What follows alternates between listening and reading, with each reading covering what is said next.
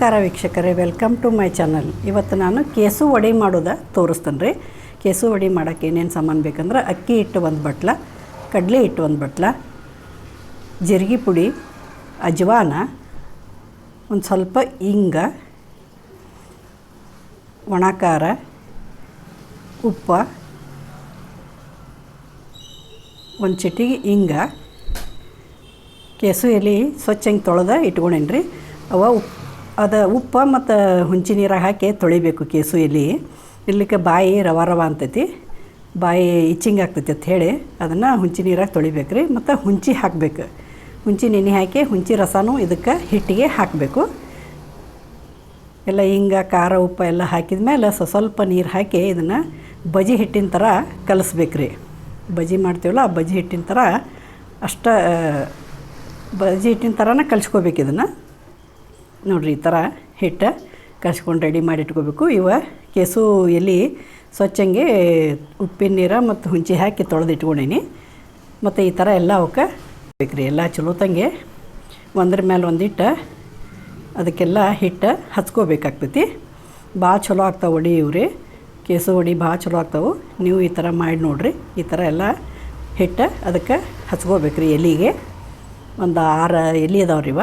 ಮತ್ತು ನಿಮ್ಗೆ ಎಷ್ಟು ಬೇಕಷ್ಟು ಮಾಡ್ಕೋಬೋದು, ಹೆಚ್ಚು ಕಡಿಮೆ. ನಾ ಇಷ್ಟು ಕ್ವಾಂಟಿಟಿದ ತೋರ್ಸಾಕತ್ತೀನಿ. ಒಂದು 6 ಎಲೆಗೆ ಇಷ್ಟು ಹಿಟ್ಟು ಬೇಕಾಗ್ತೈತಿ. ಮತ್ತು ಒಂದ್ರ ಮೇಲೆ ಒಂದಿಟ್ಟು ಎಲ್ಲ ಚಲೋತಂಗೆ ಅದಕ್ಕೆ ಹಿಟ್ಟು ಹಚ್ಕೋಬೇಕ್ರಿ. ನೋಡಿರಿ, ಈ ಥರ ಚಲೋತಂಗೆ ಎಲ್ಲ ಕಡೆ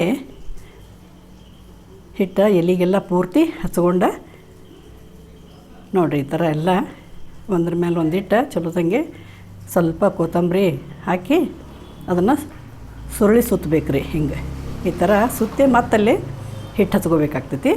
ಈ ಥರ ಮಾಡಿ ನೋಡಿರಿ, ಭಾರಿ ಟೇಸ್ಟ್ ಆಗ್ತಾವೆ.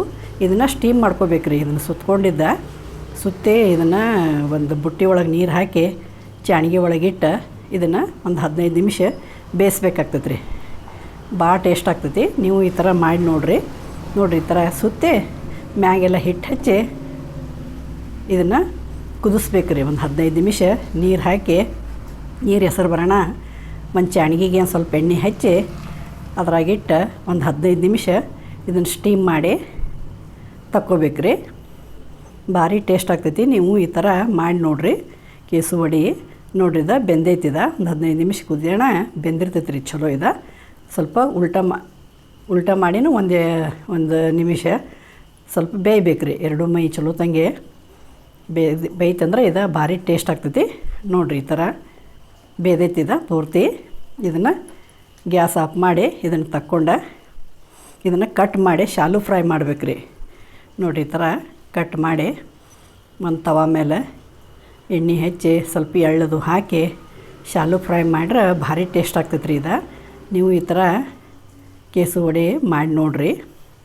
ತಿನ್ನಕ್ಕಂತೂ ಭಾಳ ರುಚಿ ಆಗ್ತೈತಿ. ಸಂಜೆ ಮುಂದೆ ಟೀ ಟೈಮ್ನಾಗೂ ತಿನ್ಬೋದು. ಮತ್ತು ರೊಟ್ಟಿ ಚಪಾತಿ ಜೋಡಿ ಅಂತೂ ತಿನ್ನಕ್ಕೆ ಭಾರಿ ಟೇಸ್ಟ್ ಆಗ್ತೈತಿ. ನೋಡಿರಿ, ಈ ಥರ ಕಟ್ ಮಾಡಿ ಒಂದು ಹಂಚಕ್ಕೆ ಹಾಕಿಟ್ಟು ಹಂಚಿಗೆ ಸ್ವಲ್ಪ ಎಣ್ಣೆ ಹಚ್ಚಿ ಸ್ವಲ್ಪ ಎಳ್ಳು ಹಾಕಬೇಕ್ರಿ. ಎಳ್ಳು ಹಾಕಿ ಮತ್ತು 2 ಮೈ ಶಾಲು ಫ್ರೈ ಮಾಡಬೇಕು. ಕರಿದ್ರೂ ಬರ್ತೈತಿ.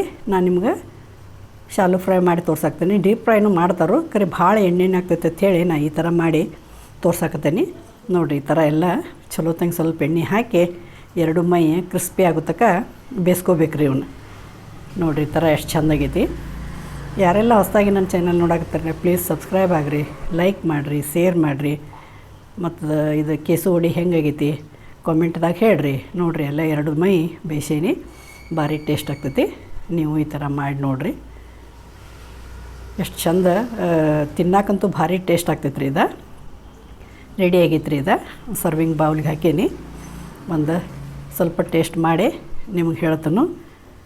ನೀವು ಈ ಥರ ಮಾಡಿ ನೋಡಿರಿ. Thank you for watching.